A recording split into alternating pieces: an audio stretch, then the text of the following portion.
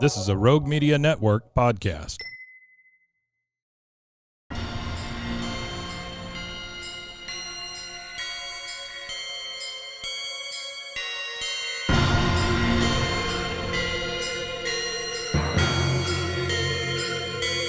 BooBaes.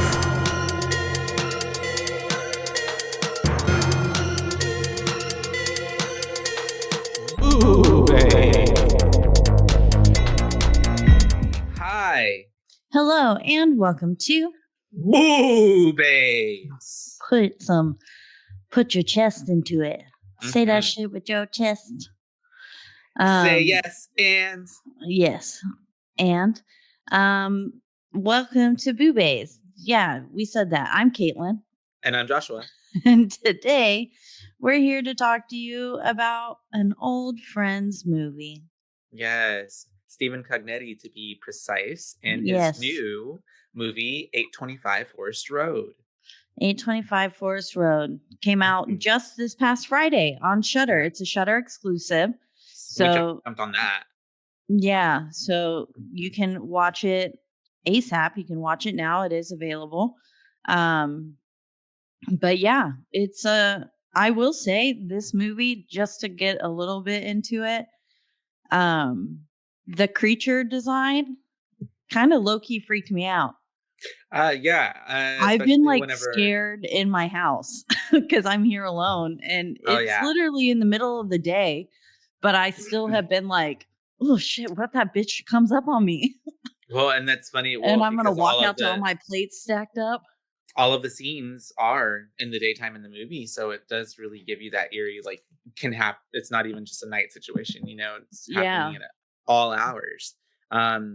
But yeah, I actually thought the same thing, especially when the character Maria was in the bedroom and then and she pops out the corner behind the bed.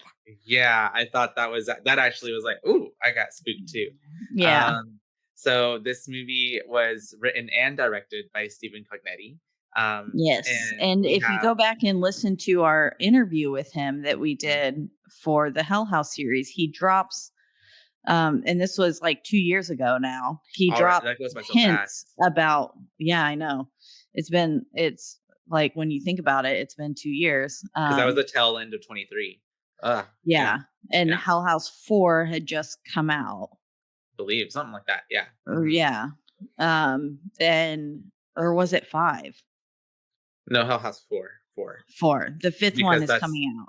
Yeah, because 4 is, and it will no longer be found footage. And it will be in theaters. Ooh, we definitely need to go watch that. I don't know if it'll be in all theaters, but it's going to be in theaters from what I understand. You're in Dallas, so I'm sure maybe we could find something there. Yeah. But it is, we talked with him and he mentioned this film that he was working on, 825 Forest Road, 825 Forest Road. And now it was really cool to get to like hear it in like the brainchild stage and then getting to see it as fully a finished product. Produced. Yeah, as a finished product. It was really neat. I thought it was super cool, like hearing about it and then getting to actually watch it. Yeah, because there's one thing like watching them and kind of having the distance from, not knowing these people at all who make them, but we actually got to sit down and talk to this person. So it just makes it a little bit kind of more magical, honestly. It's kind of cool. Yeah, it does. It's like, whoa, we know him. It's really cool. Yeah, because honestly, it was a lot different, right? From the other previous movies, Hell House, but still had kind of a lot of the same like his taste, like, his POV, his point of vision, his view. But with the piano, and then the footage mannequin with the cameras. And like how it would glitch, and then how how the mannequins would kind of move, how like the clowns did in Hell House, where they would kind of like almost like stop motion, almost like just kind of boom, and then they're here, and then they're there, right in front of you. But it definitely freaked me out when it was behind her, and all you could see was the little hand.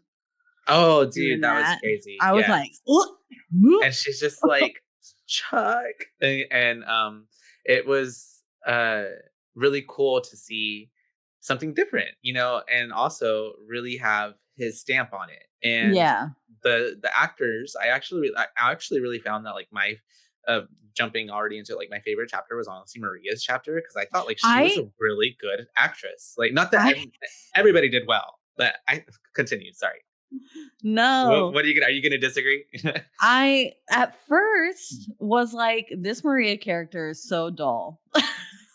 Well, yeah, because they didn't. But But when we got to her chapter, right? yeah, no. And right whenever, I guess it's because I have bipolar disorder, and she was like, I have bipolar disorder. I was like, I oh, I was can wondering how that would. resonate. I can I was connect with wondering. you. Mhm. So I was like, that's really cool.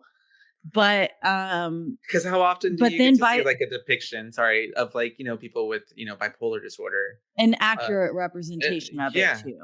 yeah. Yeah. And not just being like, well, she has mood swings. Like, that's not all it is. And but yeah, but whenever she mentioned that, I was like, oh, okay, maybe I like her a little bit more. And then because at the beginning of the film, I was like, I don't know if I can sit through a whole chapter of Maria. Like, and then Because she almost felt a bit like cold and standoffish on the first, yeah, yeah. parts, you know. And Um, she just felt like she didn't have anything to like any way to flesh out her character. she almost kind of felt like And just a bystander, like just a character in the background yeah, for the and most part. this is nothing against the actress. I think Mhm. she did a great job portraying like Uh, Elizabeth Vermilia. I believe so, yeah. Elizabeth Vermilia. And then just to kind of quickly, real quick, just we have Isabel played by Catherine Miller and Julian played by Joe Bandelli. Uh, Terrence, Brian Anthony Willis, Chuck And by Joe Joe Bandelli Falcone. was also a producer who I believe we also We interviewed got to, him. yes. And he was also in Hell House. He was a cameraman, I think, at one point. Yes, in Um, the second one. and we have Ashley played He's by one of the Madeline. cameramans who gets hanged. Yeah, R.I.P. And Madeline Garcia plays Ashley. So quite, I mean, this Darren F. Earl second plays Luke. We had a pretty extensive cast with this one. Um, Yeah. but yeah, getting back to Miss Elizabeth, I thought when it got to her chapter, like it really like it added a lot of depth, and I felt like also it's not maybe not just her story. That's also kind of where I felt like the story was kind of picking up a lot, whereas like Yeah. and that's just adds to it. Whereas in Chuck's and Isabel's chapters, um, we were just getting the foundation, so I know that Yeah. adds to it too. But Yeah, I just definitely thought. the story was taking off at that point, and we were getting like the last tidbits of information that we needed Mhm. To go before into the 4th we chapter. yes, exactly. Mhm, And mhm. so and I actually ended up liking Maria's chapter one of the best as well. Oh, and also on that note, because don't we always love when movies are broken up this way? Like, I Yes. love digesting a movie in sections. Like, and it was really cool, that it was basically almost, the same time frame, but just through 3 different perspectives. Yeah, Mhm, exactly. That was really neat. And mhm. yeah, I was sitting there thinking that the moment I saw chapter one, I was like, oh, here we go. Like I was excited because I was like, we love when we get chapters. And then there was other times, like normally, going back to mentioning the uh, creature design Mm, mhm, or the ghost design. Um, I normally am not a fan of seeing the face of the mhm, ghost. Like we know this from like The Conjuring mhm, and other things. Like I think it's just it's scarier when there's something left to be desired and it's mhm. up to the imagination. But like this one, it fucking scared me. Yeah. It got me pretty good and I was like, I this is creepy. Like I'm this haunting. I literally texted All of it. Andrew and I was like, low key wish you were home right now because I'm a little fucking scared. You were watching on your in your living room on the Yeah, on that yeah. 75-inch Yeah, TV. it's a huge ass TV. It's really big. It's cool. No. I also thought we're jumping so much, but like the part with like the mannequin behind her in the room and like the hands start moving, like that was Yeah. also super like creepy. Yeah, that was. There were so many aspects of this film that were really creepy. And Well done. yeah, I think they did a Stephen Cognetti does like because Hell House is one of the few other movies that has like legitimately scared me. Mhm. And with that clown. And I read a lot of reviews on this film, and the reviews were not so great, even though it's only been out for a little bit. But a Yeah. lot of people were expecting Hell House like level of terrifying, but I think it's just completely different because it's not found footage. Yeah, And and this like found relies footage brings its own element of horror with it. and this movie definitely relies more on the storytelling, the plot, like the character development, the build up, as opposed to a found footage film. Yeah.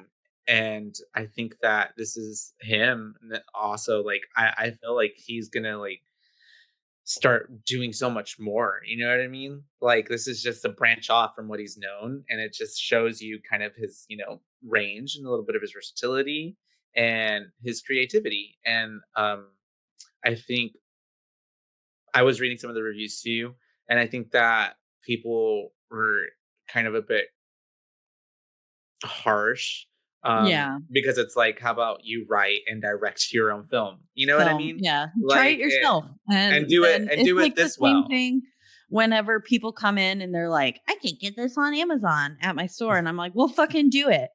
Fucking do it then." Okay? Yeah. Like, Wha- or like with an artist when like that somebody sees abstract art and like the banana taped to the Yeah. fucking painting Yeah. um with the duct tape and stuff, Oh yeah, yeah. and that sold for like millions of dollars. And people are like, I could have done that, but you didn't.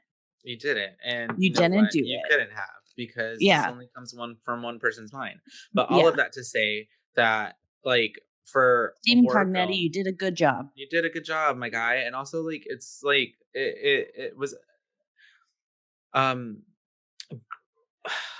like it was such a good story, and then there's a twist, and then there's like a whole like the whole connecting of everything. It was, I thought, like a really like good, like A to B to C to D, and then we got here and then the finale. Like, I don't know, because I was reading some of the comments on it. They were saying that there was like like the ending wrapped up horribly and that like it wasn't written Hmm. well, and I'm like, it was actually really It good writing to literally me, was like and it a felt super real because bookend.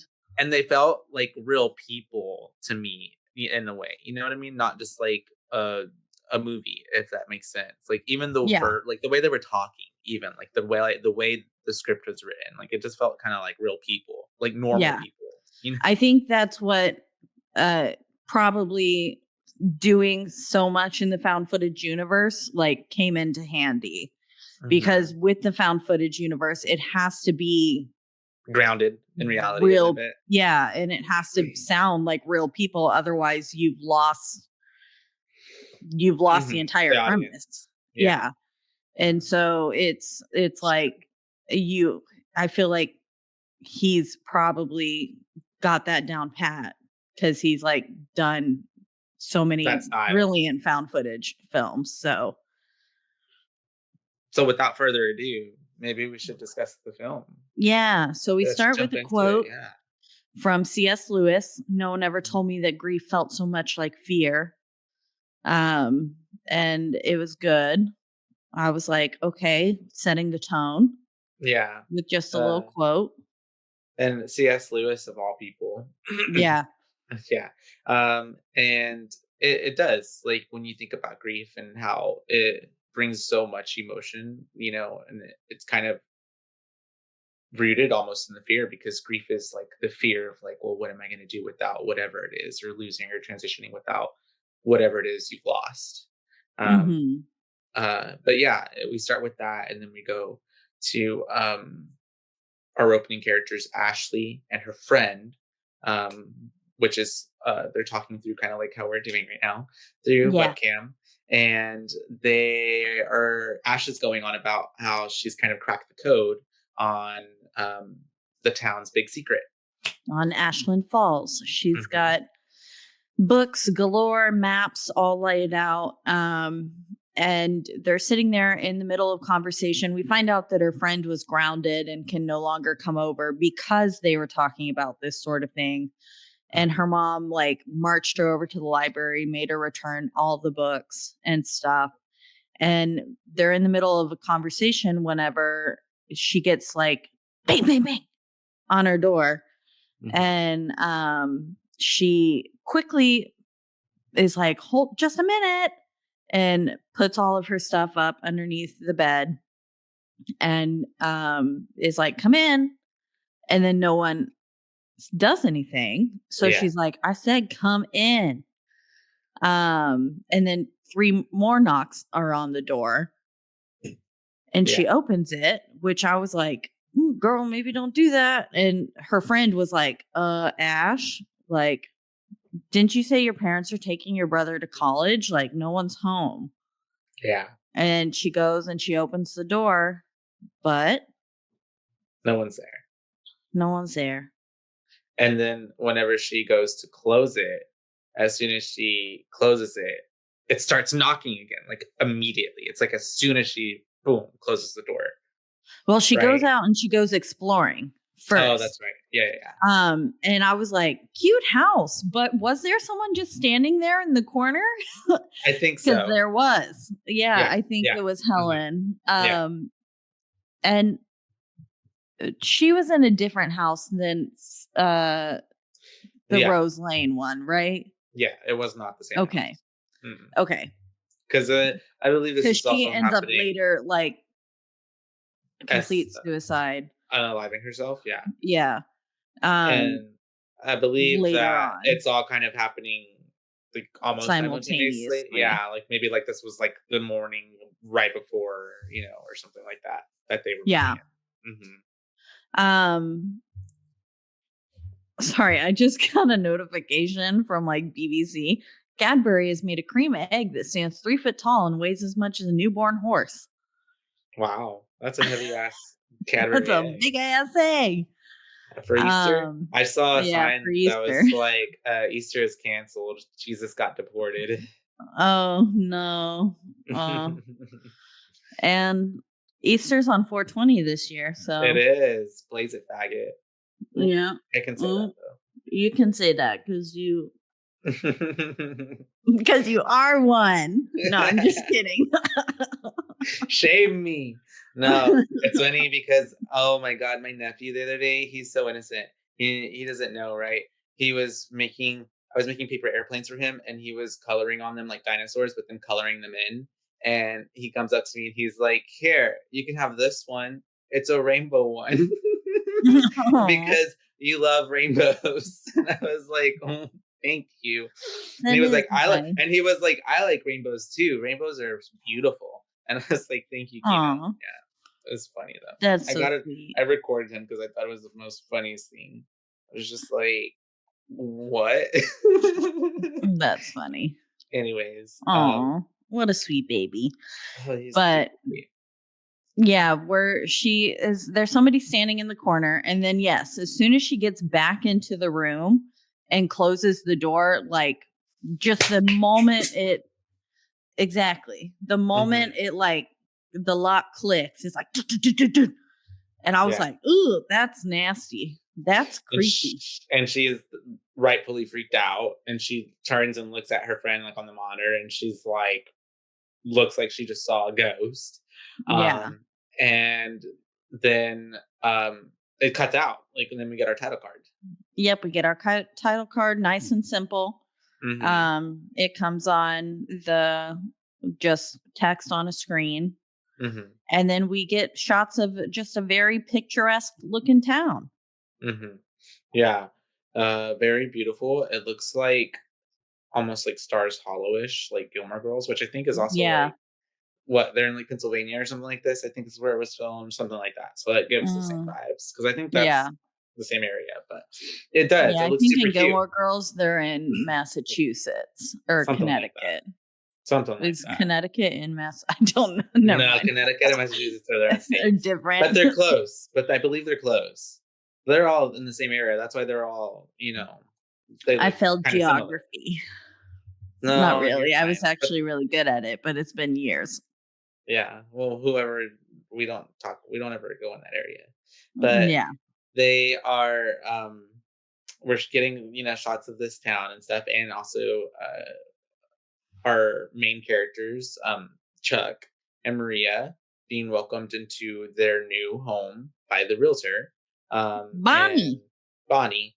And you can tell that there's kind of a Bonnie's real pushy, or a little pushy on, getting the house uh uh not sold because it's already sold, but like she's just kind of like, you're gonna like it here. Like this is your home, all the things. And then we have Isabelle coming in. And at first I was trying to figure out like at first I don't know why I thought Isabelle was like his daughter or something. But then I was like, Oh, okay. But then I was like, okay, no, no, no, got it, sister. But yeah, we can already tell that there's kind of like you know, a dynamic here, yeah. Yeah. Uh-huh. Then maybe not everything is smooth sailing. They're not close. Yeah, that's not close knit family. And Mhm. I guess the only reason I knew that it was his sister was because I read the synopsis. Like, I typically don't read the synopsis before Yeah. watching a movie because I don't want it to spoil anything. But I was like, I'm just a little curious. And I was looking for fun Mhm. facts about it and Yeah. found none because it's so new. Yeah. Um, but yeah, I ended up just reading the whole synopsis and then I was like, oh, I went into it blind, so I didn't know. But then it started to make sense immediately because also I was like, "Oh, he looks way too young to be like her dad." yeah. But yeah, and like we kind of get like that little comment from him But he does talking give about kind of a paternal role, yeah, because like he or like especially he's later on attempting to.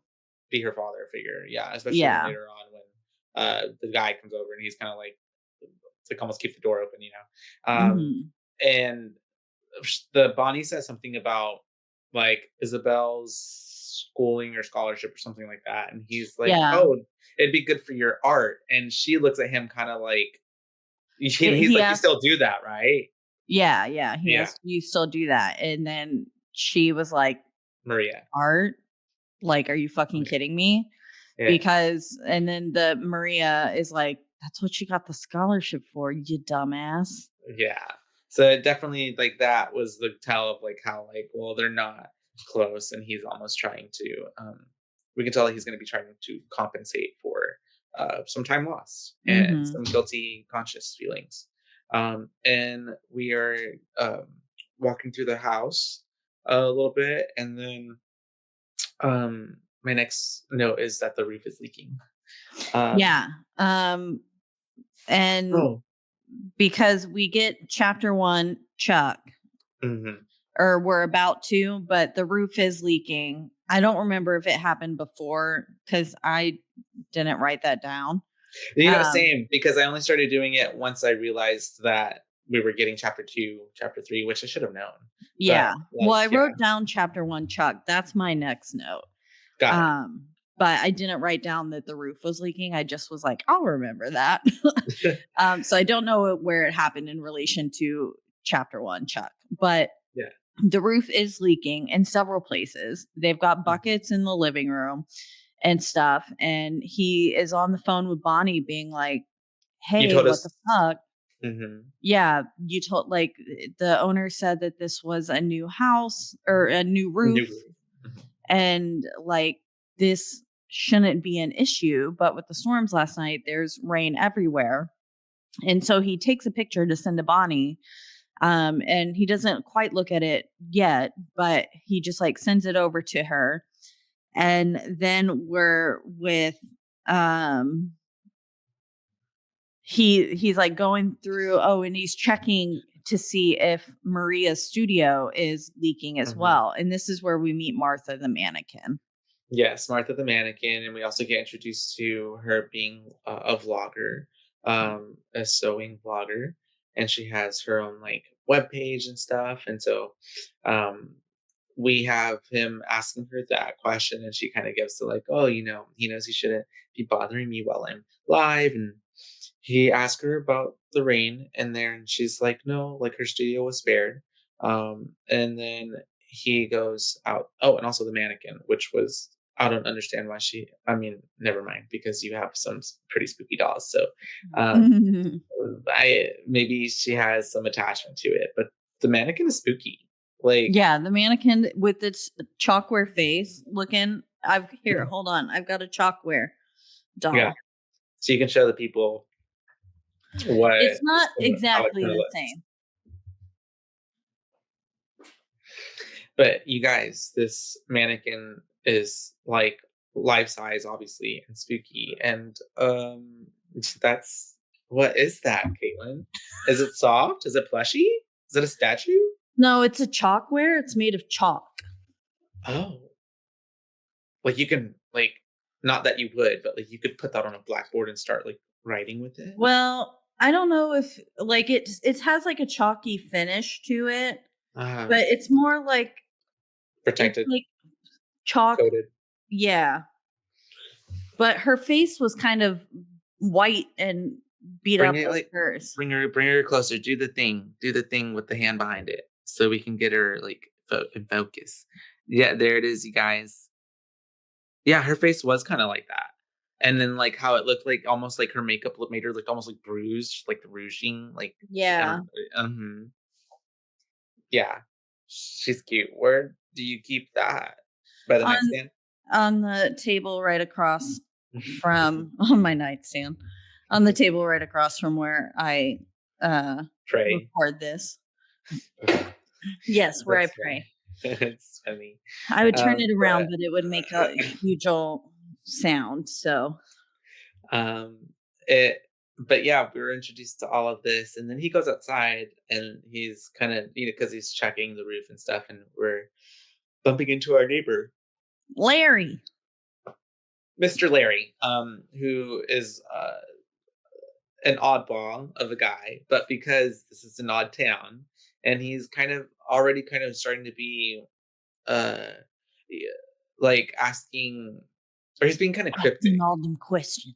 Yeah, and he's being kind of cryptic with his verbiage and like the way he's even structuring like his sentences and stuff. Yeah, he is. He's like a little key that needs to be cracked, or he's like, I'm the missing puzzle piece that you need. Yeah, like he definitely had a role to play. He's giving information to Chuck that Chuck didn't know, because Chuck's like, we were told that this was a new roof, and he's like, oh, that sucks, like, and he's also like, I couldn't imagine, and I didn't think anybody would ever move into this house. And then I don't remember the exact verbiage, but Chuck mentioned something, and then Larry's like, well, because Chuck says, like, I hope to get some, like, I'm gonna kind of bring this up with the old owner and get like some return on my investment, basically. And then that's when Larry's like, well, the previous owner killed himself. He took a rifle and he shot him right in the head.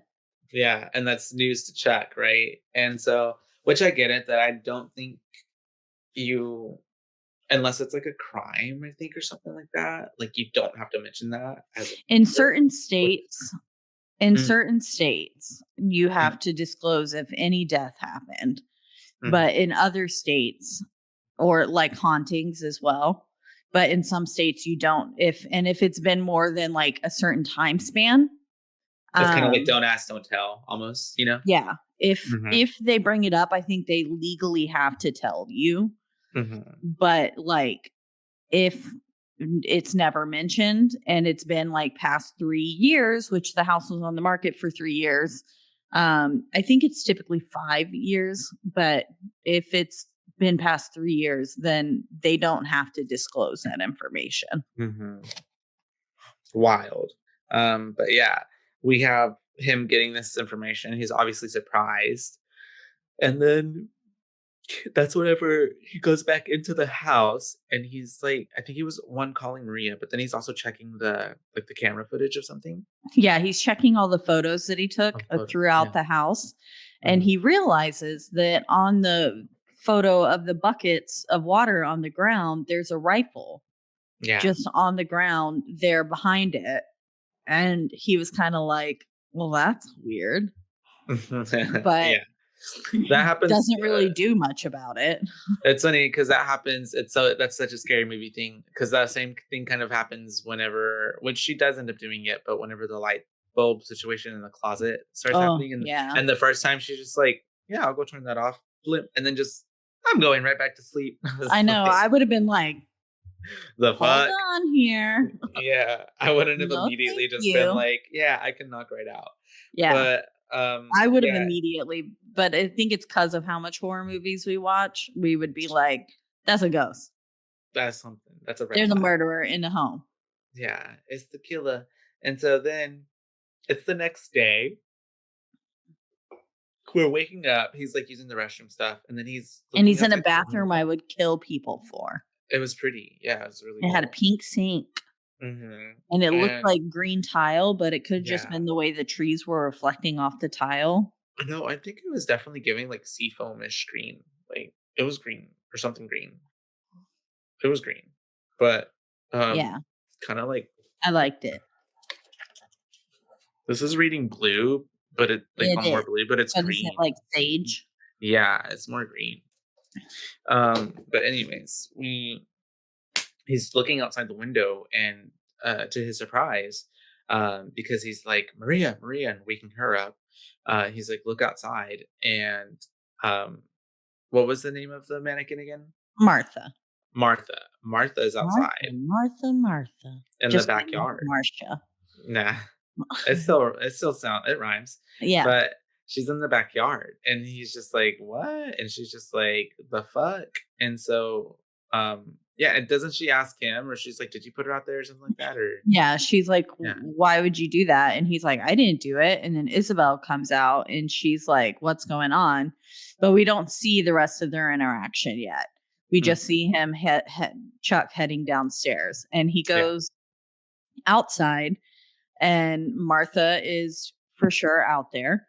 And then he's like kind of going up to her when Larry shows up, and he just out of nowhere is like, the town has a lot of unaliving themselves.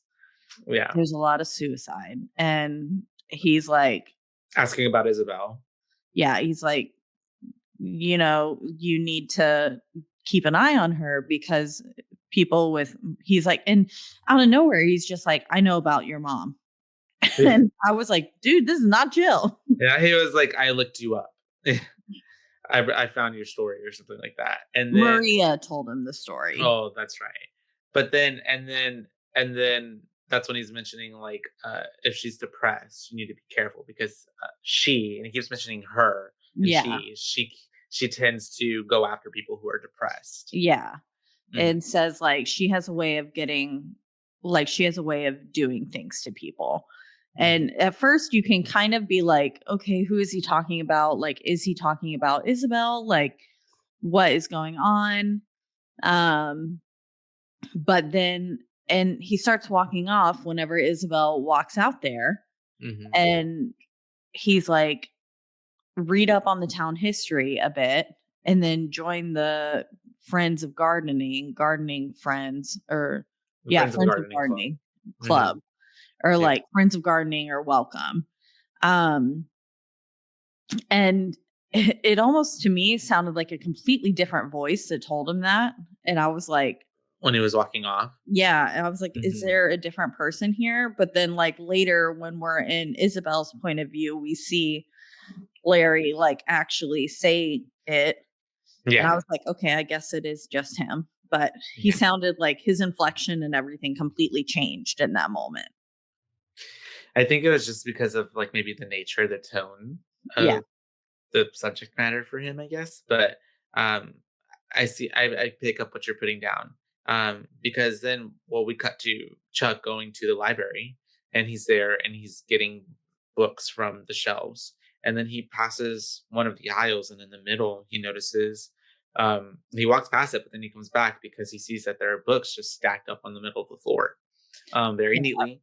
and very like, I mean, at least like 3 foot tall. Oh yeah, and from like small, largest to smallest, and he goes up to the before he goes up to the counter to check out, he starts to hear Ashley, and she's sitting at the table, and she's like, "Don't do it, don't do it." And he's like, I love how he's like, immediately he's just like, "Is there someone I can call for you?" Yeah. And so then she's like, "No," Because but clearly she's distraught. She's been she's just a crying. mess. Yeah. And she's just like, return those books and just stop. Like, don't do it. Like, stop doing looking up. Don't look into She's the like, fourth "It's row. all real. It's all Mhm. real. And you need to just," she's like, basically, "get out of this town. Mhm. Um, and like, don't do that." But then he kind of ignores her pleas and walks up to the front desk people. Mhm. And she goes immediately as she goes looking for Forest Road. And he's like, "What?" And then they kind of just go on about their business. But then he mentions the books, Mhm. or he mentions that there's a woman back Distraught. there who's crying and like in need of some help. And then mentions the stack of books, and at that they kind of get all weird. Yeah, they And look at each other and give like that, knowing like there's an insider, but yeah, they we're share a not look talking about that's it. very knowing, and Mhm. they're like, and the guy is just like, "I'm on it." So he goes and gets a stack of books, I assume. Mhm. But And maybe this is when, Ashley as well. yeah, and I'm assuming, I guess Ashley. At this point, I thought Ashley was already dead, Me and I too. I thought thought it was a she was a ghost. ghost. Yeah, Maybe she was. no, I think she ends up Not until like the night. Like it was that like the night. night. And then I it think gets it was reported the that next night. day. Because Yeah, that's when I think, yeah. Okay, continue. but Sorry. does he not go to the Friends of Gardening that night too? Um, no, no, I don't think so. Is it the next day? Yeah, because right now I believe we're back at home, and because this is when he starts to give The piano lesson, to that but one chick who comes over, but she yeah. gets spooked because she's like, "There's a woman in the living room at the Which piano." this part was really creepy because Mhm. yeah, we also get a mention of the town council tragedy Mhm. in the book that he's reading from In 1980. 1980. Mhm. And but yeah, she comes in. I feel like her name was Claire, but I don't really remember. Um something like that. And she comes in and he's like, "Play a C major scale." And so she's like, "Do do do do do do do do," but it's all like off key and Mhm. not quite very good. It sounds about like, well, better than if I tried to play the piano. But um but then he like is like, "I'm gonna get you some water," because she seems clearly like distressed, like at her not being able to play very well. Yeah. And he's in there getting water whenever all of a sudden, like, you hear her practicing the scales, but then you hear this thud, and then it's a beautiful melody that starts playing. And it's the same melody that we get later in the film as well. Mhm. Um, and he's like, "Oh, well, you can play." And then he turns around, And she's right there. she's And right he there, and the and he music's still going. yeah, and she's like, "There's a woman at the piano," and she obviously looks scared and panicked. And as they go and walk back to the living I just room where the imagine the piano woman was is, like, "Get yeah, up!" that's literally what I'm Threw thinking. her I was on the like, "How does that ground. even happen?" Yeah. But she's they when they get back, nobody's there, and so he's kind of like, "The fuck?" And then she's like, "You know what? I think I'm a go." Like she Yeah. immediately just like was like, "I'm out of here." Because she was Um, like, "I didn't see her face. I yeah, didn't wanna see her face." mhm. And we Which have I'm like, "Bitch, same. I could have for lived real, forever without having seen her face." because it's spooky, and Yeah, this is even my little whenever chalkware doll is just sitting here and it's staring at me and kind of it's freaking you starting to out. creep me out. Um, I'm gonna put her behind the I'll cover her up. sorry. She's gonna get mad. Oh, well, I'm just putting her behind here. I'll let her face your friends over there. My bags. Okay. And so we have him. This is when he goes to the club meeting. Yes. So I didn't know if it was like all in the same day. I th- I had a bit because we were cutting and kind of groundhog daying it and kind of jumping back to the reset. I also had a bit of a hard time kind of keeping up with where we were and In where everybody's stories were lining up with each other. If Yeah. that makes sense. I mean, they did a good job of making like everything overlap, but Oh like yeah, for as sure. far as like the time of day and like had a whole day passed, it's a little muddled. I see. This is what I feel like. Did this happen over a course of like a 3 day or 2 days days, or 3 days? Like, I don't know either. But I yeah. think definitely at least because she did go because Maria had to go do work or whatever, so that we know. So we okay. So real quick, we know that it was the first day, and then they woke up and it was the next day, and then there's a mannequin, and I'm pretty sure that's the same day Maria went to go to work. So then she said she was going to stay the night, or I'm going to see you tomorrow. So then that's another day. So it's got to be at least like 3 days. Yeah. Yeah. Hmm. Oh, Um. and whenever he closed the door after homegirl left, you can see Helen sitting at the piano again. Mm-hmm. It was Um, very fast. It was yeah. quick. Yeah, Hmm. they do A lot show of Helen quite frequently. on a lot of those type of moments where it's like Yeah, you blink and you miss it. Hmm. exactly. I grab some of this. Um, but yeah, so he goes to the Friends of Gardening meeting and they are asking, like, have you seen her? And he's like, well, what? Like, they're all Mhm. just kind of going on, and they're like putting pieces together that feel vaguely familiar, like from what he's read in the book and what Yeah. he's heard around town. But like, none of it is quite clicking yet. Well, and And because they're also not even like they're not really filling him in. They're just having their own conversation, yeah, right? Oh, and he's just kind of like he's just a keep bystander. And trying they're to keep like, up. yeah, they're not like trying to be like, okay, here's what you missed, new guy. They're just like, well, this is what's been happening. Yeah. And they go on about it. And one of the people says it's starting to feel like 1980 again, but the head guy is like, it's not that bad yet. I love how I love how because me as a viewer, as soon as he said that, I was like, you didn't even look like you were old enough to be I alive back know. then. And I then he's like, He was you like, weren't you even weren't there. yeah. Yeah. I No, was I I thought the love same thing. I was like, girl, I was like, damn, what's her skincare routine? I fucking need it. but I love that like he even called it out because it grounded the movie for me even more. I was like, yeah, that's like okay, cool. Anyways, but just Yeah. this, No, with the I little thing agree. in the writing. Yeah. Yeah. And then we learn that Ashley unalived herself, and Yeah.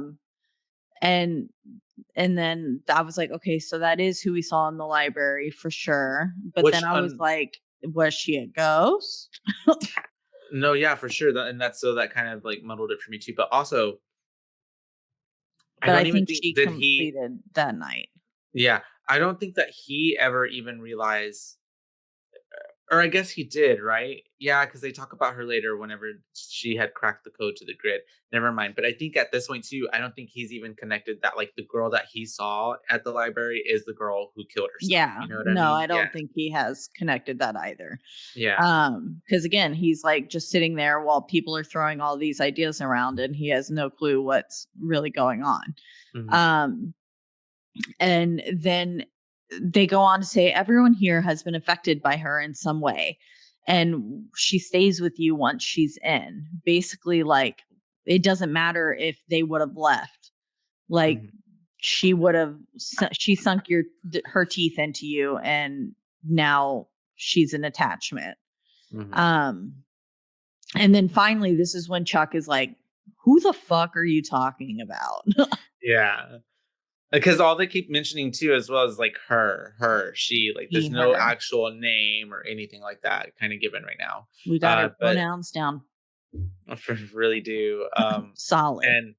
And we now get some exposition because I believe the younger girl or one of them or the older dude starts explaining that Helen Foster killed herself. and she used to live at 825 Forest Road.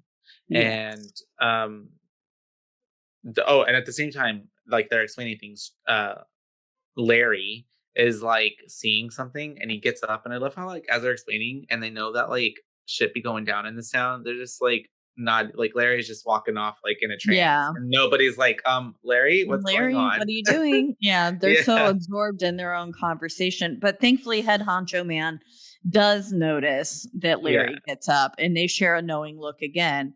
And then they decide to end the meeting. Mhm. And we also get mentioned that like no one can find 825 Forest Road Yeah. anymore. And so, but yeah, they end up closing the meeting down early, and he says you have to keep an eye out for the signs. And like basically she gives us signs to shut down the meetings early sometimes, and this was one of those times.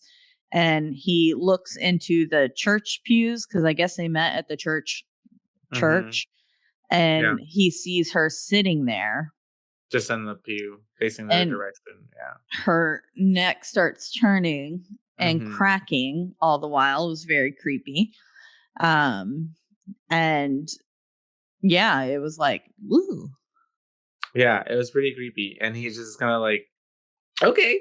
And then we get chapter 2 on a black screen, and it's Isabel's chapter. Yep, now And we're with Isabelle. this is where we immediately get to find out that we are getting everybody's perspective of the same kind of events that are unfolding, because we are back at when she comes in, um uh from the beginning when Bonnie was, introducing them to the new house. Yes. And Mhm. so she walks in. She, like, we kind of start with her going art, Mhm. and him, like, Maria being like, hey, that's what she got a scholarship for. Stupid. Mhm.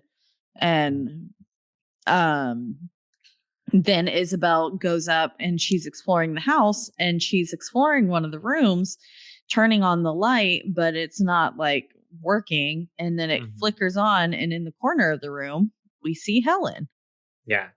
And this but her happens. face is kind of shrouded. No, yeah, there's still, it's not like full on as we get later on in the movie. So like immediately she's already having things, happening around her, even though she's not necessarily aware. And I like how it was also tied into the light, because it's foreshadowing like later on as well Yeah. when they have the Like scene. what will be in her closet. And so yeah, and she's then we cut to her recording or talking. We hear her talking, and then Chuck walks into the room, and we find out that like she basically journals, but through voice memos, like recording her voice. Yeah, And it, because mhm, her therapist told her, because she mhm, doesn't have a therapist out there yet. yeah. And he told her that would probably be the best option. And so we get kind of a busy Chuck moment. They're kind of talking about their life situation. Kind of, you can tell he's got remorse and guilt over um, not being close, because he, I guess, essentially left her with their mom pretty young, when he moved out, and then just like didn't really talk to her. So we're the point. I think this is where we get mentioned that she's like, your wife didn't even know you had a sister. Yeah. Yeah. Yeah. Um, and and also like how we're dealing, how we're understanding how she's dealing with the tragic death of their mom, and I guess she's blaming herself for that. For having been the driver in the car Hmm. accident. And Hmm. she mentions that she's having dreams of her mother, which, if you think back to the Friends of Gardening meeting, one of them was like, the dreams are the worst. Hmm. And so it was like, ooh, shit, she's got the dreams. Yeah. Um, and then he's looking through her pictures that she has drawn over the years, Hmm. and he picks up one that looks exactly like the house that they just bought, but she drew it like 3 years prior. Hmm. And it was really like, whoa, like a Like, what? yeah, And like then we got some clairvoyance coming on here. yeah, and then Hmm. he picks up another photo, which was a kind of a very creepy photo as well, of her at the end of a hallway with a hand on her shoulder. Hmm. And that picture will come back into play. It will.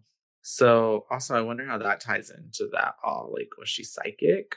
Yeah, Like, it kind of reminded me of Lake Mungo mm-hmm. at the end, and like with her, Oh yeah, like for some reason, I got Lake Mungo vibes, but layers. because like yeah, in Lake Mungo, the girl like kind of knew she was gonna die. Mm-hmm. And that's why she had like recorded everything or whatever. Yeah, so it kind of Um, reminded me of Lake Mungo. it, it it gave I don't know what it gave, but I like it. And Yeah. then we are in. This is her having a nightmare, I believe, into the night, and then it transitions into the next day. Um. And they were also reminiscing on times with mom, sorry, and about the dishes being stacked up. Oh yeah, that's important. And like it's saying they're not going to put away themselves kind of thing. Mhm. Yeah, because that comes into play in Maria's chapter. Um and he kind of tells her like, oh, by the way, like make sure you help put away some dishes and stuff. Mhm. Um but yeah, then she has another dream about mom, and she wakes up to them They're about saying, hey, look outside. yeah, and the mannequin's outside again. Yeah, so we're back with Martha being outside. We Mhm. have Isabel coming to the door. She sees some scratches on her door. Mhm. And then she is like yet again saying, well, it wasn't me. Yeah. um and then we kind of get more of her dialogue between Maria and Isabel Mhm. as she then goes down outside, and then Chuck is like, what the fuck, Isabel? And she's like, boy, it wasn't me. Yeah. And they're maybe they think she's going through a hard time, or I don't know why they would think she would do that. But like, she never like they were just having a heart to heart the night before. Like, it doesn't even seem likely that she would do something like that. Yeah. But they are now. That's whenever she's outside, and then I think she comes back inside and she starts to play the piano, right? Yeah. And it's Mm-hmm. later at night because he's coming home from the Mm-hmm. meeting, and Isabel's playing the piano and asking where he's been, and she kind of starts opening up to him saying it's been weird around here. And then this is where she mentions, oh, Ashley, this girl at my school, killed herself recently. Mm-hmm. um and then she brings up this guy named Luke and says like he mentioned about the town and its effects on people, and she kind of then goes on to admit that she's struggling with her mental health. Mm-hmm. And so this after Larry had already told Chuck that he needed to be careful if she was like, being depressed or not, because it would afflict her more. Yeah. So he's already got that on his mind. And they're talking more about the mom and stuff. And then um, it's just a lot of kind of just character depth and a moment between them as siblings. I think they start to kind of understand them each other a little bit right now. Oh, But really? I feel like he was not getting where she was at all. well, I feel like it was a step in them like actually having conversations, Oh, because I feel yeah. like before like they obviously just like didn't like have any type of relationship at all, especially when she was just kind of like, you left us, like you left me. Um, but Yeah. yeah, I get what you mean though. Yeah, like I think, and especially too, he's kind of a bit um even with his conversations with Maria when she's kind of trying to like explain to him about her, bipolar, and how like the taking meds isn't like just easy for her, and he's just kind of like, Get like you had pills that could fix it all, and it's like mhm, they don't fix everything. yeah, and his They take on fix a therapy. lot of things, but yeah, and his Mhm. take on therapy is not good. But yes, so and this is, I guess, where we get like, she's like, when your wife didn't even know you had a sister, Mm, kind of thing. But then next thing we know is it's the next day, and Luke is knocking on the door. mhm. And Chuck answered, and he's like, "Oh, hello." And Luke is like, where can I talk to, Isabelle? And then Isabel's like, oh, that's my friend Luke. And then he's going to go upstairs. And then that's whenever it's kind of like an awkwardish moment for, I guess, for Chuck, because he just kind of doesn't know how to almost parent. But then I'm just kind of like, you don't need to parent He's like, her. yeah, leave the door. Oh, leave the door. Yeah. And then he kind of trails off. But they go up and they start to talk about Helen Foster, I believe. Yeah. And because he comes over and he basically asks if she's seen something. And she's like, well, what do you mean? And he goes into like the whole lore of the city or the town, and we learn about the stack of books with some guy in the library could hang himself. And then this is where we learned that Helen Foster had a daughter who was bullied in school and no one would ever do anything about it. And it basically ended up driving her to suicide. And then that enraged Helen Foster, obviously. And also, just broke her. And so she ends up killing the bully and the bully's parents, the Clark family, and then turns the weapon on herself. And shoots herself. Yeah. And then that they still can't find the house where any of this happened. Because the city basically kind of erased it. They got rid of, old maps. They shrunk down. We find out they shrunk down the border of the town. And we end up finding out that, these documents that are, sealed were supposed to be unsealed at a certain point, which was 1980, which we kind of had a little bit of foreshadowing from that earlier. But we find out that whatever happened in that council meeting, it stopped them from unsealing the documents. And also, like, nobody ever heard from those council people ever again. Like, they just went missing. And Millie woke up. Oh, hi. My little baby. She's like, what's up, Papa? She's like, what are you doing? She's just taking a bath. And then she said, I'm on camera. And then she said, I don't care. But yeah, they find out that the 1980 town council meeting is when everything was supposed to be unseal the documents. But they said that the doors were locked and like everyone could see into the building, and it was just the town council people with one lone woman sitting in the audience. And then she goes on to describe her dreams. I think she is talking back to a tape recorder at this point. And she dreamt that her mother was in the kitchen and started screaming the same scream as when she died, basically. Yeah. But then we go to the art gallery. Yeah, we're at the art gallery because Maria takes her. And Maria's trying to create like a bonding moment for them. Because we find out as they're having their discussions that because Isabelle was like, did Chuck kind of put you up to this? And Maria's like, no, actually, like, this was my idea. And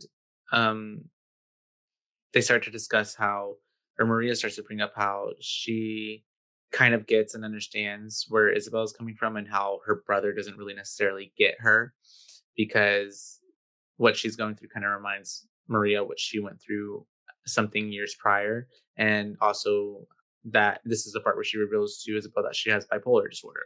Yes. And that, he just doesn't understand or get like their struggles. And I think that she's, as a sister-in-law, because she says she has a sister, but she doesn't really get to see her that often and they're distant, that she's probably trying to like, create a bond for this and like, maybe create something here where she's lacking in her other relationship. Yeah. And the whole time I felt so sorry for this poor bartender because they like got their sparkling water and then just stood there and had this like super deep conversation. And I was like, the poor bartender. Or maybe she was the bartender was enjoying it and was like, she's going to spill that tea later on with her friends. Yeah. She's going to be like, you'll never guess what I heard, bitches. Yeah. But yeah, that part just kind of cracked me up. Um, but yeah, she talks about how Chuck just doesn't get it. And this is where I started to like her character a bit more. I even wrote that in my notes. And Maria, not so bad after all. yeah, I said, now I like her character a bit more. She's aight. And then while they're sitting there in the middle of their conversation, we hear some glass shatter and a woman shriek. And we look over to see that there's something at the painting she was examining earlier that was not there before, which she had mentioned in their conversation between the two of them, just some light dialogue.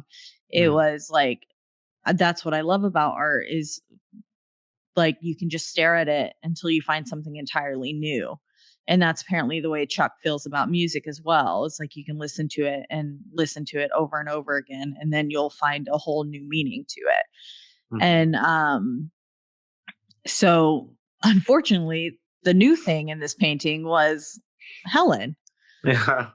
Because there's this like black smudge of a woman on the like end of this porch. It kind of looked like a porch to me. Yeah. And the glass was shattered, and like they're a plantation house, like old style yeah, porch. Yeah. with like a big wraparound kind of porch. And everyone is being ushered out of the building, and they're like, time to go, and they cover the painting. And then this is where we're with her in bed now. They make it home. She goes upstairs. She is in bed. And I thought it was the hallway light at first that clicks on. But it's the closet, because she turns it off. And then she gets back in bed. It turns back on. And then on the second time, you can see the clothes in the closet. And I was like, oh shit, that's a closet. I was like, that's even scarier. Very scary. Yeah, because I was like, oh, somebody's getting up and getting some water. And yeah, no. Because it doesn't, like you said, like that could be explained, but this is like, there shouldn't be anybody in there. No, there shouldn't. And it turns on. She goes back to bed like we talked about earlier, and it turns on yet again. But she is freaked out this time because on the second time when it turned on, she took the light bulb out. Yeah. And she looks at the door with the light on, and you just see hands and then a head, like birth. Yeah, it's really scary. It's freaky. I love how the hands were coming around the door, because that's always like chilling. And yeah, as that's happening, then she like, and it's such a classic like horror / just not even horror, but like trope in general with people is like the monster in the closet or under the bed. And not showing it all the way necessarily, and then just like really edging the audience. Yeah. And we wake up and she's like, oh, and so it was a nightmare.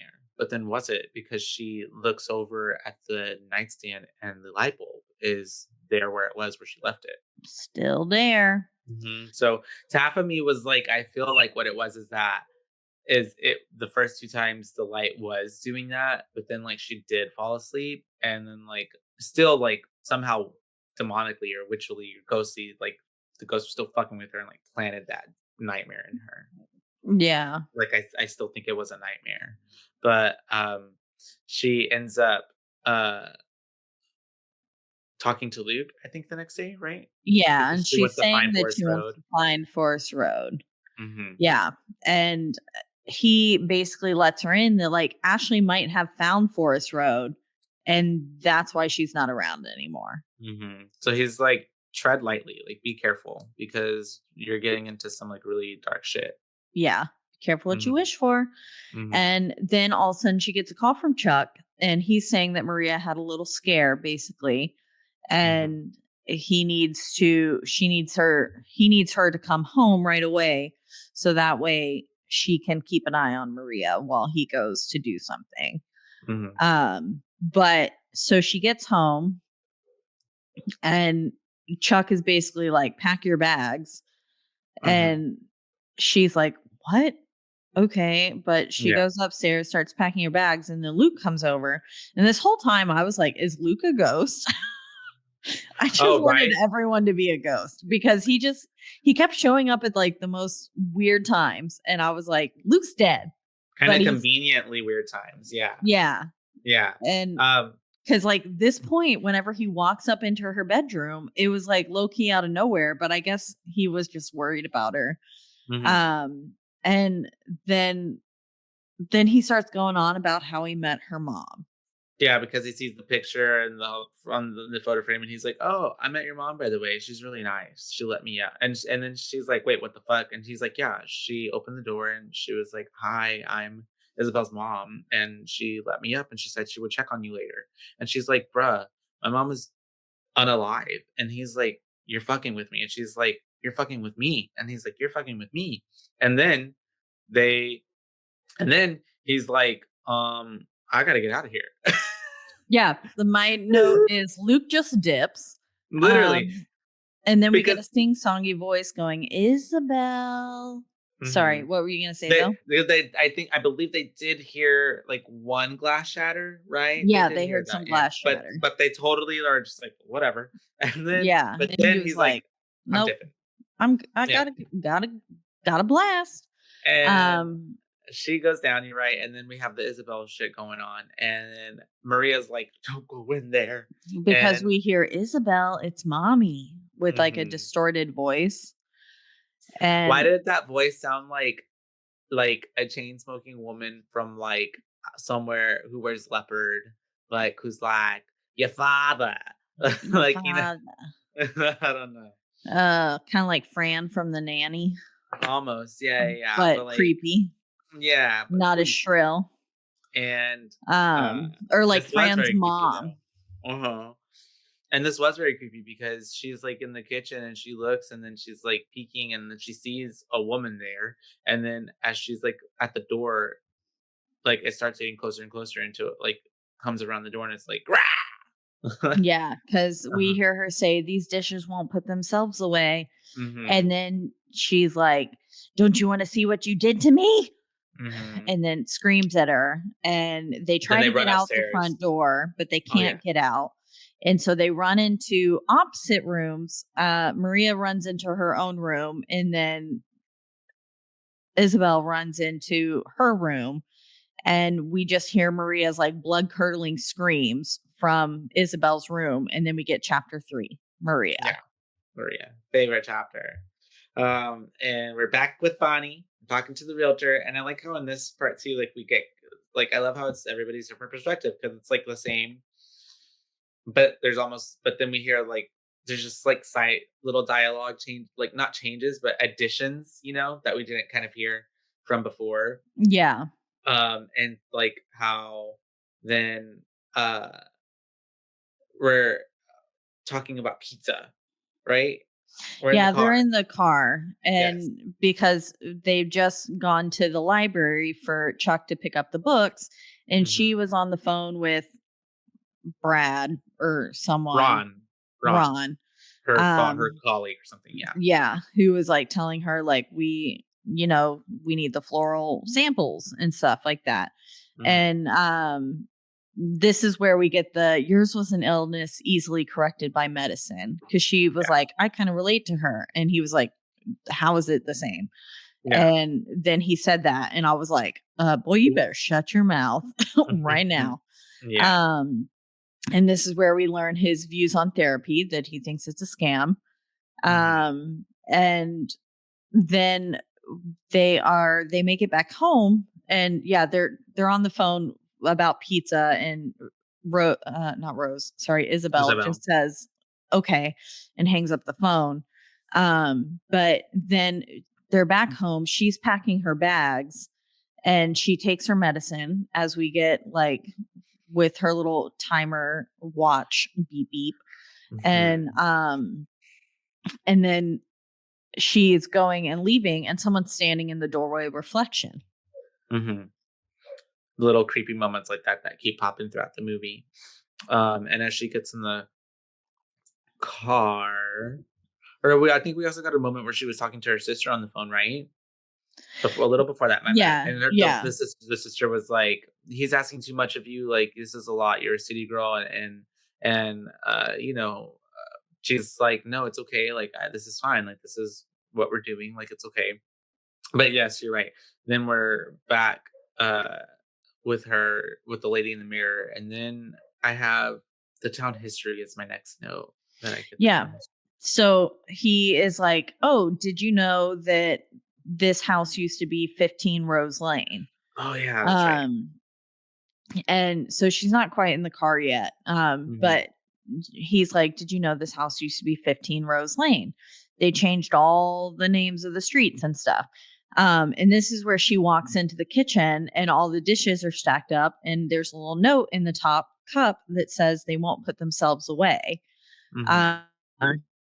And then she like mentions like, hey, can you tell Isabelle to like, this isn't a college dorm room. Can you ask her to put her stuff away after she's done using it? And then, which I would have been like, what the fuck is this? The moment I Yeah, saw it. to show But someone and be like, who did that? yeah, I would have been like, this is fucking weird. But that's just me. Yeah. And then she's in the car now, and we're getting news coverage of Ashley's death Mhm. and the town history kind of like, Splashed in there. yeah. Mhm. And we see Helen standing in the driveway as she backs out. Mhm. Another little quick scary moment. And Ron, as she's back out, had called her and she's like, we learned that they're basically about 2 hours away from the city. So it's like me away from you or me away from Yeah. Austin. And then we end up having her uh after she comes back, I believe she's doing her vlog Yeah. and She's doing she her is little live stream. and her live stream. And this is whenever we get the mannequin moving its hands in the backgrounds, and her people are watching this live, right? So her sister starts calling her Allie, and she's like, "Oh, I don't know what she'd be calling me if she's watching this." And then to me, I'm thinking like, wouldn't you think that if someone like it's probably an emergency, but anyways, because she knows like how important, and if she's watching, she knows that she's live, but Yeah. she's ignoring these calls, right? And then I think Claire or someone else starts to like call her or something. Someone else. She mentions Oh, another name, I yeah. think, Yeah. I but think it was Claire. something like that. But And mhm, before this, we also see so Martha moves towards the corner window and she's mhm, like staring at Martha, and then her watch goes off for her medicine, but she doesn't take it. that's right. And um then Martha's hand starts moving. All that shit starts happening. Yeah. And she like looks over as she's like walking because we see because she picks up she's like, sister, if you're calling about the bridesmaid dresses, like they're in this room over here and they're fine. Hmm. And so she's like picking up the laptop, walking with it. But we see Martha has like lifted her hands and then like Yeah, that's looks. a hell head tilt, and everybody's seeing that on live stream. And Yep. she goes back into the room, sits down with the thing, and doesn't realize that Martha's now completely like missing from the room. Yeah. And it doesn't take long though, because as she is like looking around the room, because she's trying to show them something, she ends up, Yeah. Cause she gets a message saying, get out of the house now. oh yeah, she's like, that's weird. And then she realizes that Martha's not there. And so she jumps up and she starts running, just freaking out. And then she goes to like down the hallway, and that's where we see that Martha's like in their bedroom or in Isabel's room. And she like starts turning her head, and then she starts coming closer to her, and then Isabel runs out, and then like I think that's whenever We it flash cuts away to from that her to Isabel. to them burning her. Oh yeah, because I forgot too, my bad. This was also a different perspective part where earlier whenever Luke and Isabel were talking, she came in and was like, "Hey, were you in my studio?" And then she's like, "Never Yeah. mind." And then we get the same moment, and it's because of all of this that was happening.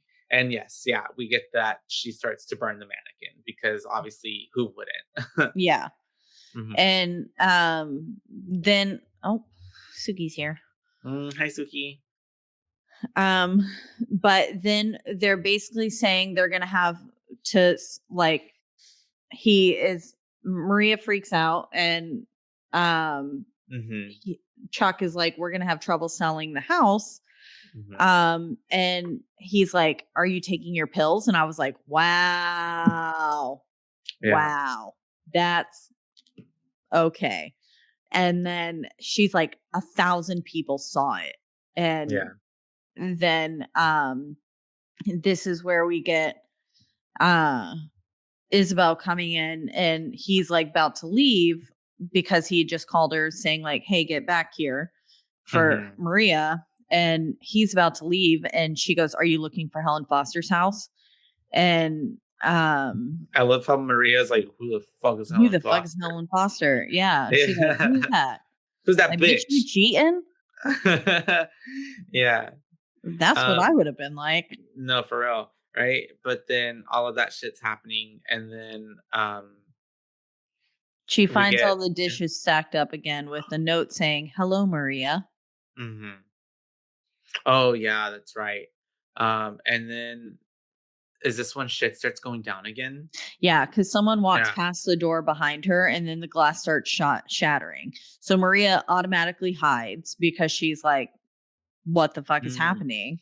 Oh, And and this is where I also was like, because there was so much glass shattering, and it only like we only heard like one glass shatter earlier, but I'm like, from Isabel's, yeah, how did they not hear all of this going on? I mean, also she's like it's her mom's ghost talking to Maria too, like, Maria, I know you're there. yeah, because she goes, "I know you're there, Maria." Mm, And then that's when we see Isabelle come down the stairs, and we hear Luke go, "Got a I'm out of here. blast." Yeah. And Maria, like Maria's still hiding there, but she like gets up behind the door, and Isabelle is like walking around the corner, and she pops out and like tries to stop her, but Isabelle just like, "Let go of me," and just keeps walking in there. And Then we cut to them running upstairs after the whole scare yeah, and she goes the whole to splitting. her own room, yeah. And this is where we get the really good creature design, Mhm. ghost design, because the way that its little head just pops out from around the corner, and it's like grinning. And then it was like right up to Maria, Yeah, and like then crawling. Ugh. and we heard earlier in Isabel's perspective, like blood curdling screams from Maria, but then and then it stops, and then here we have Maria then just coming into Isabel's room, and she's like, "Hey, are you okay? Are you hurt?" And then Isabel's like, "Why the fuck are you bleeding? Like, look at your face." And then we cut to the mirror, and Maria's like pale white as a ghost, and Yeah, I her was nose like, is she low key looks dead. bleeding. And her nose is bleeding, and then we cut to chapter 4, Forest Road. Chapter 4, Forest Road. And we've got Chuck with Maria. Which I'm assuming it's like the next day, and she obviously is like kind of she's like catatonic from what it you know Everything that happened. Yeah. mhm. And like And me after like a stressful day at work. yeah, just like, I need to lay down. Whatever. But yeah, then the doorbell rings. So, And it's and funny. well, first off, No, wait, it's it's Luke. Luke. My bad. Yeah. Yeah, Luke comes with a map of the power grid, and he says he found Forest Road, basically. Hmm. Hmm. And then the doorbell rings again. And it's Bonnie. It's Bonnie. It's Bonnie. And she's like, "Did I you love forget?" Bonnie has a lot of sass. She Bonnie does. has a lot of sass. Yeah. She was like, Excuse me, bitch. You She's agreed to like, I do this." told you a week ago that we would be doing this, and Which she's she like, did. We heard her mention it on the phone. mhm. So I guess a week has passed in all this. "Oh yeah, you're right. That's a good hey, thank you, Steven, for giving us an indicator there." But that we didn't know we had. Or I didn't, my bad. And so I love how she's also like, "Look, like if you just give me 30 minutes, like I will lose money if I have to reschedule this. So just like let us do this." But then Just Maria pops do out it. of nowhere, and she's like, "Honey, everybody knows I'm better on camera. I can handle this. You go find Forest Road." And already I'm like, this bitch is possessed. Yeah, I was like, sus, because Because she was she like, didn't "I've know. never felt better." And And then like she knew what they were talking about. She knew where he was going. Like she wasn't even present during the conversations. yeah, because she Hmm. didn't know who Helen Foster Yeah. was. She didn't know about any of that stuff. Yeah, Mhm. and so I was like, don't trust this. No. But and then fucking Isabel's like, Luke, stay with Maria until we get back, basically, because I'm going to go with Chuck. And Luke, I'm surprised he stayed, but because I would have been like, nope, sorry. I think I'm out. Same. Especially because whenever he's like, "Oh, I thought you were going to ask me to go with you," but I'm like, "How is this any better?" Yeah, this looks kind of sus too. So I don't know, but and then especially once Maria is only just watching Luke. I would have been like, "I'm gonna go to the restroom," but like walked out the back door. Yeah. And so because that's happening. She's giving him death stares at the same time. Isabelle and Chuck are looking and finding, which it's like, it's like as I'm watching, it's like literally like all they had to do was just it was right there, like you know what I mean? Yeah, they just need to drive a little Yeah. ways. And go they find find it it. pretty easily. They find the house. But also right before this is happening with Dad, they start to ask Maria questions, and she's like really cryptic, and she's like talking about her daughter, which was Yeah, and at first she's like, my name is Maria. And then they're like, last name. And then she goes, my name is Maria. And it's like, already you can tell she's like a little broken record or something. And it's Helen, obviously, because she starts to then talk about like her daughter Mary and how she was, bullied and that whole story. And I love how they're like, this is weird. Like, and she's like, oh, wait, what was I saying? And she's like, let me start from the beginning. After the crying came the blood. Yeah.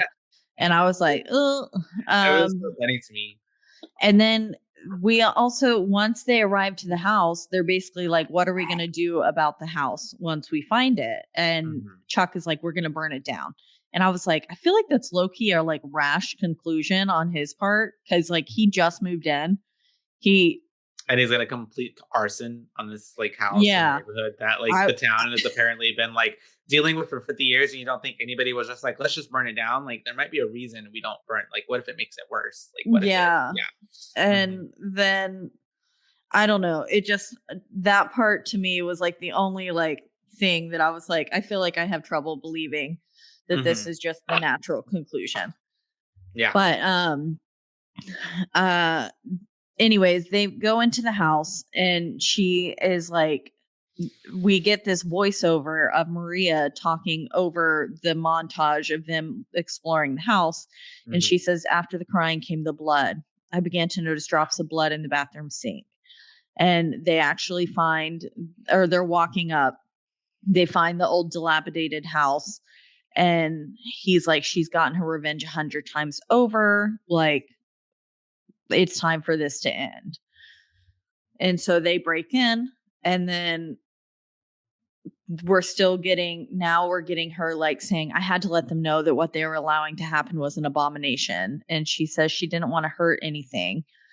And that voiceover is going while they explore the house. And she's talking about how the school promised to do something and never did.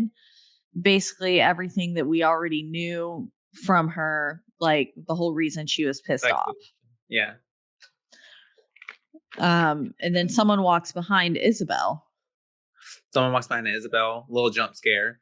And do you think that was Helen, even though she's in the body right now, or do you think? I wonder if 825 Road was haunted by the Clarks because they lived there, and that if they were just like, we got killed for this, you're all getting killed for this too. Yeah. And they were haunting the house. I don't know, but it could have been Helen. I mean, she's a supernatural being. She easily could have been in two places at once. Yeah.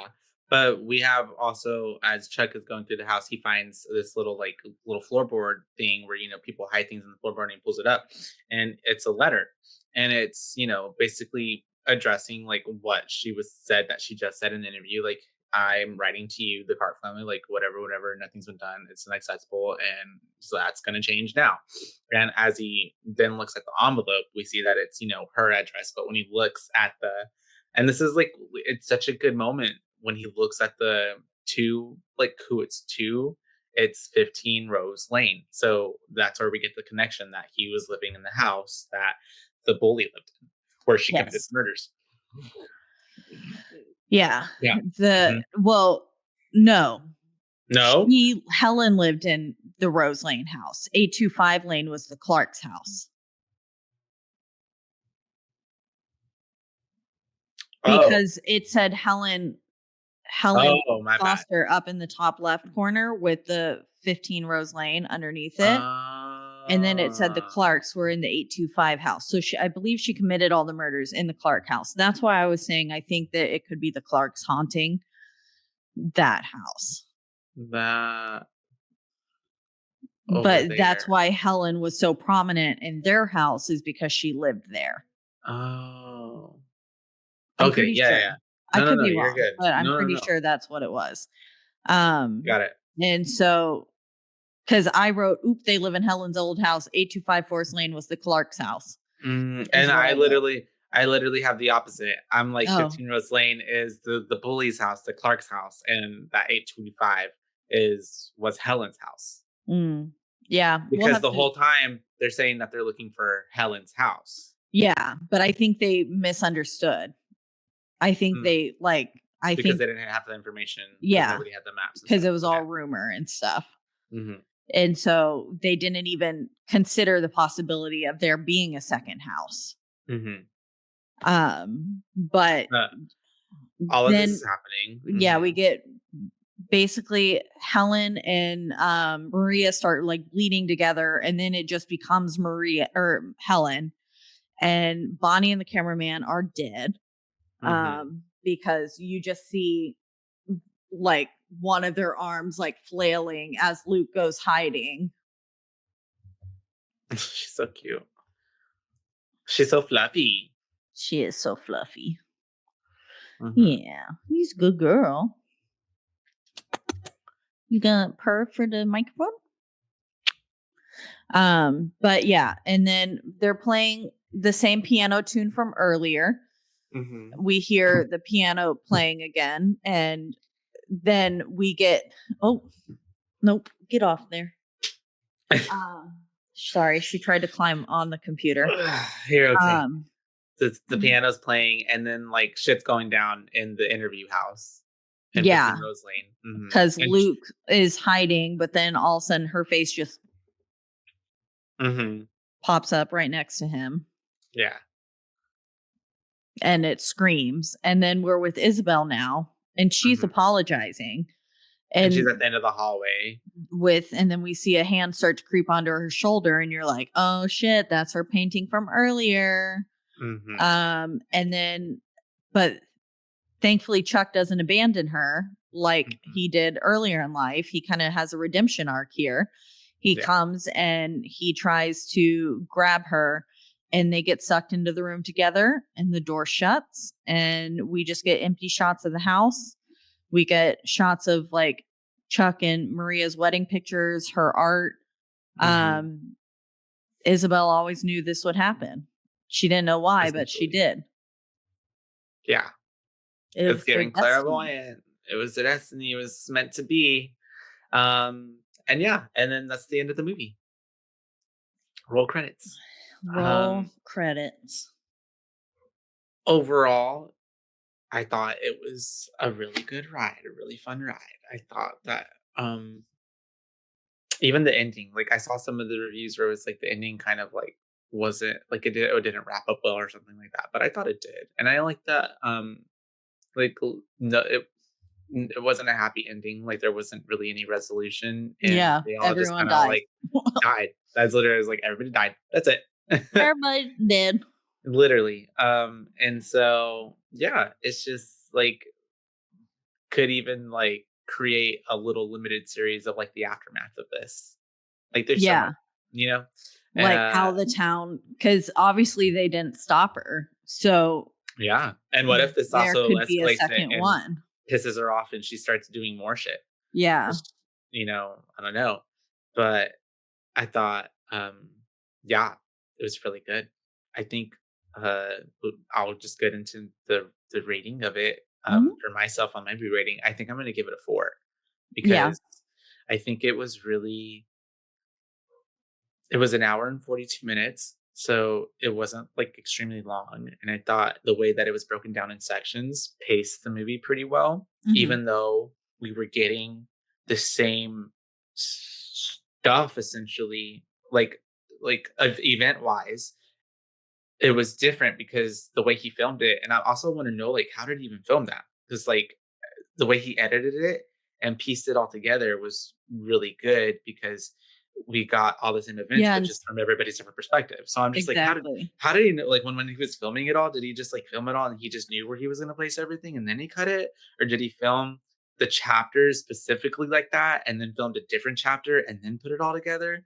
Like, right? It sounds like Yeah. so difficult. It sounds like it would hurt my brain. No, yeah, I agree. Some of the reviews I read were like, "The editing of this film was terrible." And I And I'm was like, like, "I no. disagree. I thought it was done really well." Hmm. Yeah. So, And I think maybe even in places where we felt like, even how we were like, wait, what days did pass? But no, we got a good little indicator with at least Bonnie being like, no, I mentioned that a week ago. So at least yeah. we know everything's happening and transferring within that time frame. Um, and going back to just like even just knowing, maybe we are a little biased. I don't know. We know who made it, who wrote it, but I also think that's really like amazing, like how we got from to that interview, whatever 2 years ago to here, and seeing, like you said, from the beginning, how it's a fully realized like motion picture. Yeah. And the story to me was really good. I liked how there were elements from other like horror movies, not other horror movies, but like horror tropes, essentially how you were talking about earlier. Like if we get the whole like town history lore type of movie, where it's like Kind of like it. we're burying a secret, but now we can't really keep it back. And then we get like the whole like, I liked how he was really, the writing was really transparent with like her bipolar disorder and like how that added to Maria's character depth and Mhm. added a whole other element of like, well, now we're dealing with like someone who takes medication, and then like someone who could be like, it didn't really go in that field, but also where, like you said, where she decided not to take her medication. Like then it Yeah. gives the audience a like, well, is what's happening to her real or not? Is she being like, just seeing this, or is it happening? And Yeah. also was that But then it gets validated with the thousand of people who saw it on her views. that very much, but then you get more into it, like what was the decision making, that was she influenced by like the darkness in the home, and that's why she didn't like take the medication, or was Yeah. she trying to be like, maybe the medicine is fucking with me and I want to be more lucid because something is going on here, like, Yeah. I don't know. And then uh the characters, I feel like everybody did a pretty good job, like, of portraying who they were, like, even in writing, because like obviously, or to me, like, I've not seen any of these actors and other things before, so I don't know like their level of like acting like credits, and stuff. Yeah, But like your acting chops. yeah, for sure. But I mean, it was like pretty decent to me for like people who were unknown, and then I thought that the only maybe few two moments in the movie where I was kind of like, huh, were just like the moment where, like, you mentioned kind of the shotgun thing where he kind of didn't necessarily have a reaction where I feel like someone should have. Worthwhile. Yeah. Yeah. Or also like her in that moment where she was in the bed and then the light just goes on and she's just like, oh, all right, let's go back to Back bed. to sleep we go. But she probably was, if I'm that exhausted, maybe I don't care enough to be like, I'm gonna question it. But I thought that it was well paced. I thought that we got information, like, even in the bits really good. I also liked like even the side characters were kind of interesting, like Larry as the neighbor, and even the bitch who was the librarian, but then she's also like in the group of the garden Yeah. club. And that could also, like, if they make a show, like, could be its own like one whole episode, just like explaining all these characters and like how even they got brought in, because everybody, she like said, everybody's been affected by this, so they all obviously Yeah. have their own encounter. Yeah, I So wanna know what Helen's done to each of them. yeah. And I thought that um it all blended itself pretty well.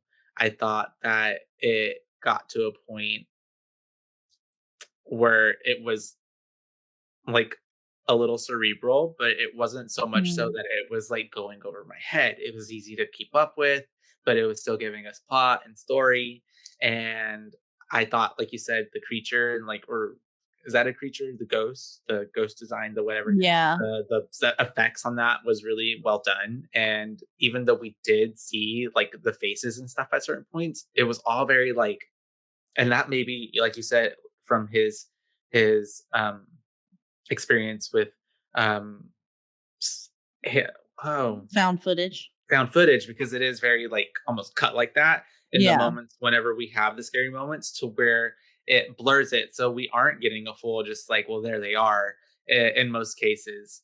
Yeah, they And so held like her actual true full face until chapter 3 with yeah, Maria at the it end. it helps to add to the scare, because you're not getting it full on. It's just like in bits and pieces, and it really also adds to like the terror going on in the character, because they're like freaking out, right?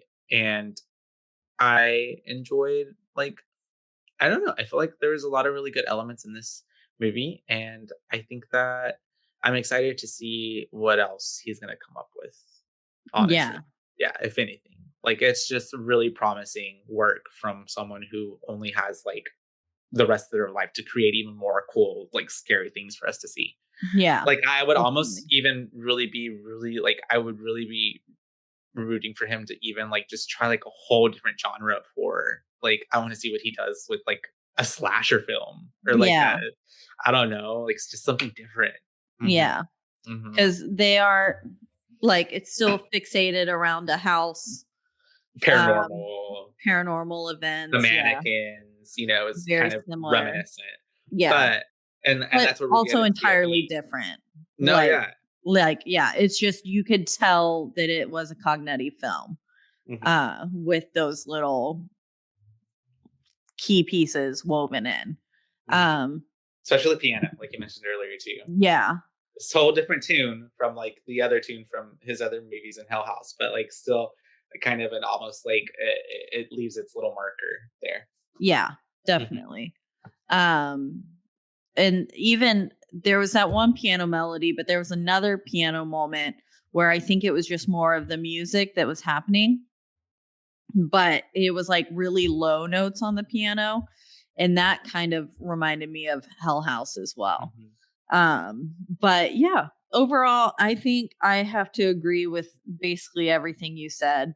Um, I thought the film was I was a little disheartened to like read all those bad reviews before watching it, and was like, damn it, am I gonna hate this? Especially because you want to root for something that someone made that you like thoroughly enjoy. Yeah, and Yeah, yeah. appreciate other things. And so I was like, oh fuck, like I hope this doesn't suck. And it didn't. I Mhm. don't know what those people were talking about. Maybe they know more about film than we do, but to me, I enjoyed it. It scared me. Mhm. Um, like I feel like when a film makes me afterwards kind of look over my shoulder, it's done its job. Yeah. And it did. And so it made me unsettled to the point where like I literally almost called Andrew at work so I could go pee. And then I was like, no, that's silly. So I Mm. didn't. But like, I don't know. I don't understand what those people had issue with, because I thought from start to finish it was well edited, it was well shot, like, and for it being like he paid like Yeah. tribute to his found footage origins with like her live streams and stuff and the glitchy camera, but like it was a freaking awesome like full length feature film. And I I thought it was really good. So I'm going to sit with you around a 4 as well. Yeah. Um talking about it makes me want to give it more, just because like I really appreciate everything that like did go into it. But I like, before we talked about it, I was sitting at a 3.54, and then now I appreciate it more having spoken about it. So I'll stick around a 4. Well, that, and it also just goes to show you that, like, I mean, the like his ambition and like the amount of movie that he can make, because I'm like, I mean, I don't know, I might be speaking out of my butt, but like it, I don't think he has like a lot of like, major studio like backing up into it, you know what I mean? So this all really comes from like heart and soul and passion and just like really like wanting to make good horror movies. Yeah. So it's just really cool to like, we were literally just being like the other day joking like we should make a horror movie, but I'm like, dude, we should make a horror movie. Yeah. Like, we should make a horror movie. Like, I mean, I'm not saying we're gonna make one tomorrow, but I mean, like, imagine what we could do if we like in 10 years. I don't know. That'd be cool. Collaborate. Yeah, I don't know.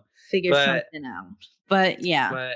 But I mean, anyways, that's just awesome. So 4 from me, 4 from you, right? So solid 4 boos for 825 Forest Road, Stephen Cognetti's newest film. And then we get to look forward to Hell House Lineage. It's coming out this year in October, I believe. Yeah. And I believe it should be in theaters, is what I read somewhere, unless it was fake news. It could have been. But either way, we'll watch it wherever it's at. I'm excited for it because we love the Hell House universe. And like always, we're being recorded and brought to you guys by the lovely Rogue Media Network Studios. That's right. Yeah, they have our podcast and so many other podcasts, and you can find them all at their website at roguemedianetwork.com. That's right. And you can also listen to us or them on all your favorite podcasting platforms, but the biggest two would be Apple and also Spotify.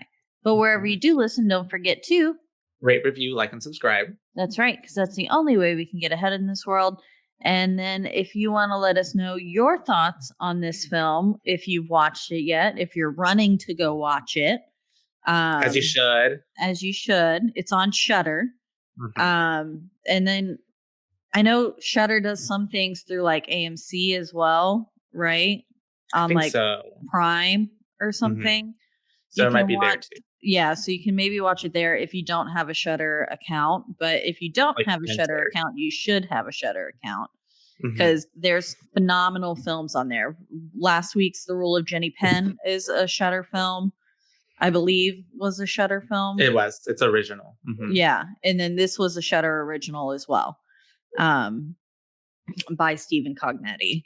And so, yeah, you should definitely check it out and then let us know your thoughts. And if you want to let us know your thoughts, you can do so all in one central place, and that's our Instagram, and that is at BooBaes Podcast, and that's at BOOBAES Podcast because we're your BooBaes, not your BooBabes.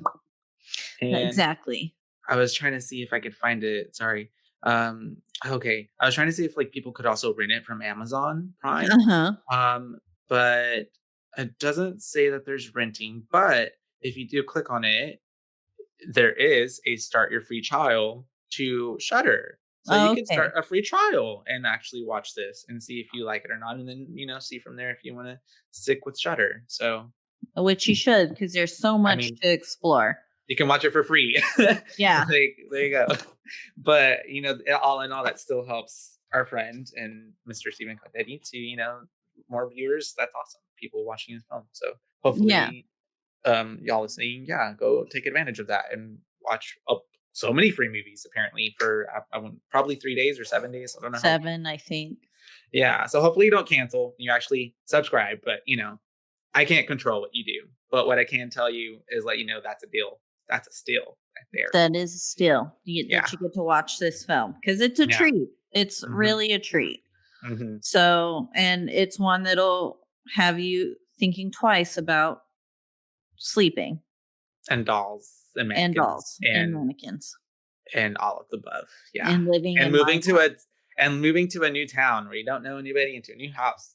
That's exactly what I just did. Literally. With all my dolls. You brought it with me. But until next time. Until next time, you guys. Bye, baes. Bye, baes.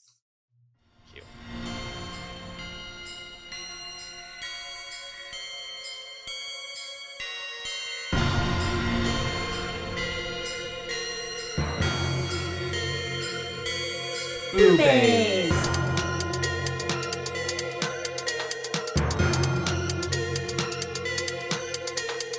BooBaes.